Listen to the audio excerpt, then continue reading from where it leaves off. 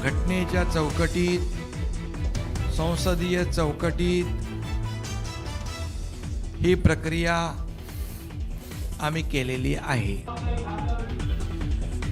फुटीर खासदारांचा पक्ष प्रवेशापूर्वी सर्व कायदेशीर प्रक्रिया पूर्ण केल्या। 6 खासदारांच्या पक्ष प्रवेशानंतर एकनाथ शिंदेंचा दावा।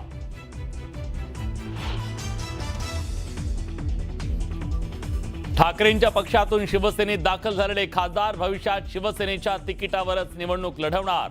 एकनाथ शिंदेंचा खासदारांबाबत दावा।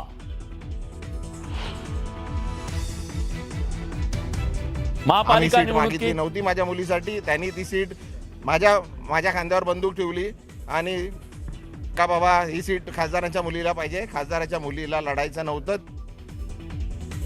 महापालिका निवडणुकीत मुलीसाठी तिकीट मागितलं नव्हतं, मनसेला तिकीट देऊ नये यासाठी मुलीला उमेदवारी दिली। संजय दिना पाटलांचा पलटवार।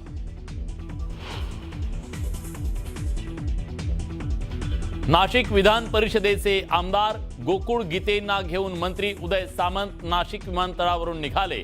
विशेष विमानानं दोघे मुंबईच्या दिशेने रवाना। उपमुख्यमंत्री एकनाथ शिंदेंची घेणार भेट।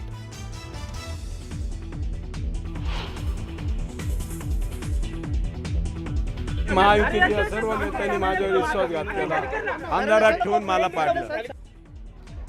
नाशिकमध्ये महायुतीची 466 मतं असतानाही पराभव झाल्यानं शिवसेनेच्या नरेंद्र दराडेंच्या आरोपांच्या फैरी।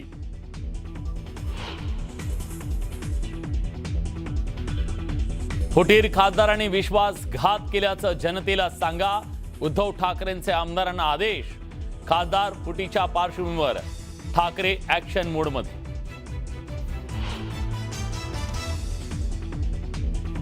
विधान परिषद निवडणुकीत काँग्रेसवर नामुष्की। नागपुरात काँग्रेसची मतं फुटली। अमरावतीत हर्षदीप देशमुखांना एकही मत नाही।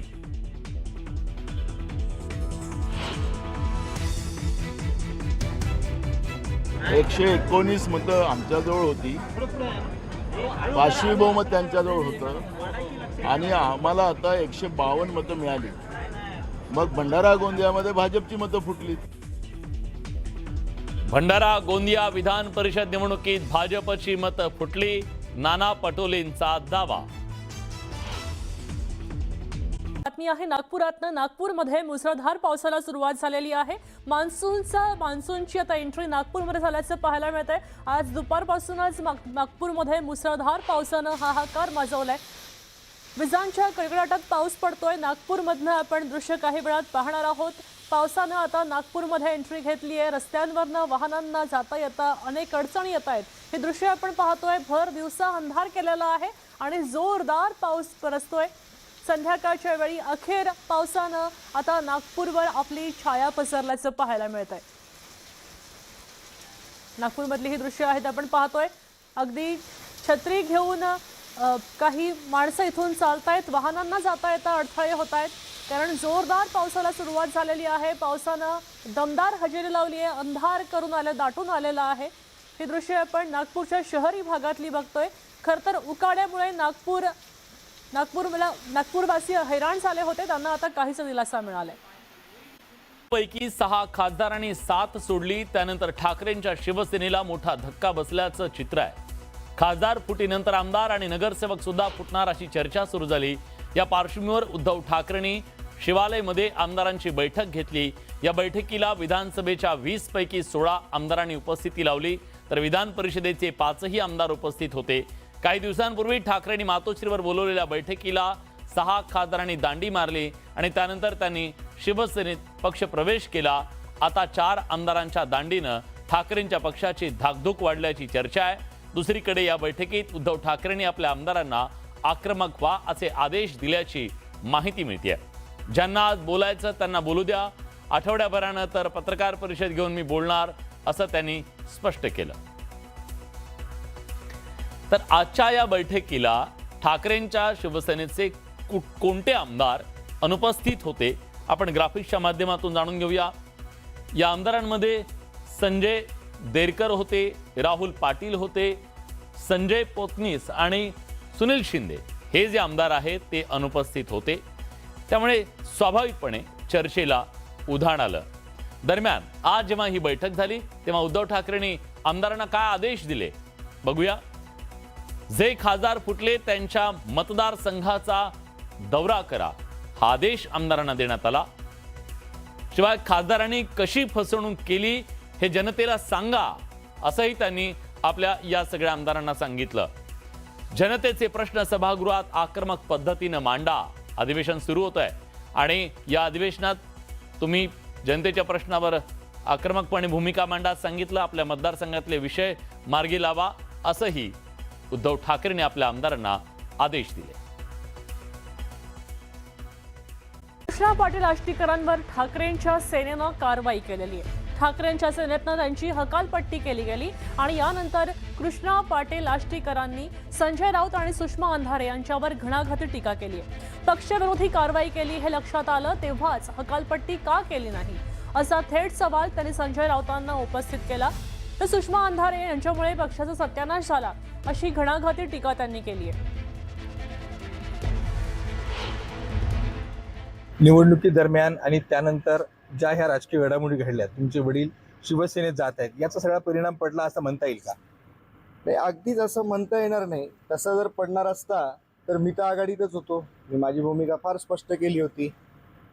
दुर्दैव असं आहे का मी एवढं सगळं लढून तन मन खास करून धन खर्च करून ज्या वेळेला एखादा व्यक्ती निवडणुकीमध्ये उभा राहतो आणि त्याच्यात पक्षातली कुठली तरी तोंडाळ वाचाळ नीच बुद्धीची नालायक बाई ज्या वेळेला पक्षात असताना मी त्या पक्षामध्ये होतो, मी उमेदवार होतो, त्या वेळेला ती बाई तिच्या स्वतःच्या फेसबुक हँडलवरून आपल्या मीडियाच्या माध्यमातून माझ्यावर शंका करते. त्या वेळेला आघाडीच्या मतदारांमध्ये संभ्रम होणे हे अपेक्षित आहेच, झालाही असावा. पण मग माझा सवाल असणार आहे राऊत साहेबांना, मी आघाडीचा उमेदवार असताना ज्या वेळेला आता आपल्याला वाटलंच आहे की मी पक्षविरोधी कारवाई केली आहे, तर माझं त्याच वेळेला आपण का हकालपट्टी केली नाही? आज निकालापर्यंत का वाट पाहत बसलात? मग कुठेतरी जर मी आमदार झालो असतो तर आपण पक्षामध्ये स्वीकारलं असतं का? आणि मग पदालाच किंमत आहे का? या सुद्धा प्रश्नांवर कुठेतरी उजेड टाकला पाहिजे. आणि आज तर मी आवर्जून सांगणार आहे बरं का, ह्या बाईमुळे पक्षाचा सत्यानाश व्हायला लागलाय आणि याच्या पुढे तर अजून किती होईल ते आपणही सांगू शकणार नाही. आज या बाईमुळे लोकांचा शिवसेना उद्धव बाळासाहेब ठाकरे या पक्षाकडे पाहण्याचा दृष्टिकोन असा झालाय का मूळ विचारधारा हिंदूंची विचारधारापासून हे लांब गेलेत. ज्या मराठा समाजाने इतक्या भरभरून या लोकांना मतदान केलं, ही बाई कायम मी फक्त एक मराठा आहे, मी एक पाटील आहे, यामुळेच ही बाई मला एवढा विरोध करते. कदाचित आपल्या वागण्याहून हे सुद्धा दिसून आलं, कधीतरी तिच्या वागण्याहून दिसून आलं असेल आपल्यालाही, हिच्या अवतीभोवती कधीच कोणी मराठा नसतं. मग मराठ्यांचा विरोध एवढा का? आणि होत असेल तर मीही म्हणजे धन्यवाद करतो आज नियतीला की त्यांनी माझी हकालपट्टी केली. मी माझा निर्णय घ्यायला मोकळा झालो आणि कुठेतरी माझ्या बापाचे शब्द खरे ठरले. बरं, आता तुम्ही शिवसेनेत राहणार उद्धव ठाकरेंच्या, शिवसेनेतच राहणार. मी शिंदे साहेबांच्या शिवसेनेतच शिवसेनेमध्ये आहे, शिवसेनेतच राहणार. फक्त कदाचित चिन्ह बदलू शकतं. कुठलं चिन्ह? जे शिवसेनेचं पारंपरिक चिन्ह होतं की मशाल असणारं चिन्ह? पारंपरिक चिन्हाकडे जाण्याचा माझा सध्या मार्गक्रमण चाललंय, बघूया पुढचं. बरं, तर हे होते खासदार नागेश पाटील आष्टीकर यांचे चिरंजीव कृष्णा पाटील आष्टीकर. त्यांनी कुठेतरी स्पष्ट केले की आता मी शिवसेनेकडे जाणार आहे, एकनाथ शिंदेच्या शिवसेनेकडे जाणार आहे, त्यांनी स्पष्ट केलं आहे. मनीष खरात, न्यूज 18 मराठी. महिन्यांपासून राज्याच्या राजकारणात खळबळ उडून देणारं ऑपरेशन टायगरचा दुसरा टप्पा अखेर पूर्ण झाला. ठाकरेंच्या शिवसेनेचे फुटलेले 6 खासदार यांनी एकनाथ शिंदेंच्या उपस्थितीत आज शिवसेनेत प्रवेश केला. गेल्या अनेक दिवसापासून नॉट रिचेबल असलेले हे खासदार दुपारी एकनाथ शिंदेंच्या नंदनवन बंगल्यावर पोहोचले. तिथं त्यांचा पक्ष प्रवेश पार पडला. त्यानंतर चर्चगेटच्या वाय.बी. चव्हाण सेंटरवर एकनाथ शिंदेंची खासदारांचं पत्रकार परिषद पार पडली. यावेळी त्यांनी अतिशय आक्रमकपणे ठाकरेंच्या शिवसेनेवर हल्लाबोल केल्याचं पाहायला मिळालं. या सगळ्या खासदारांचा प्रवेश कायद्याच्या चौकटीत झाल्याचं शिंदेंनी स्पष्ट केलं.